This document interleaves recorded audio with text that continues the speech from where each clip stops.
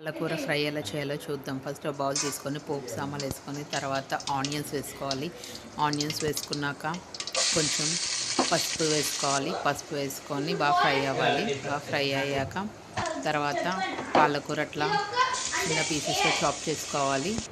Chop చేసుకొని బాగా fry చేసుకోవాలి. తర్వాత మూత తీసి చూడాలి. వాటర్ కంటెంట్ ఇంకా ఉంటుంది, సో ఇంకా ఫ్రై చేసుకొని ఇప్పుడు గార్లిక్ వేసుకోవాలి. తర్వాత సాల్ట్ వేసుకోవాలి. చిన్న చిన్న పీసెస్గా చేసుకొని గార్లిక్ వేసుకోవాలి. సాల్ట్ గార్లిక్ వేసుకున్నాక బాగా కలిపాక తర్వాత మూత తీసి చూసుకున్నాక కొంచెం మగ్గింది. తర్వాత కారం వేసుకోవాలి. కారం వేసుకొని ఇంకొంచెం మగ్గించుకోవాలి. సో వాటర్ కంటెంట్ అంతా పోయేదాకా మగ్గించుకోవాలి. పాలకూర ఫ్రై రెడీ అయిపోతుంది. సో యమ్మీ పాలకూర ఫ్రై పిల్లలకి చాలా మంచిది.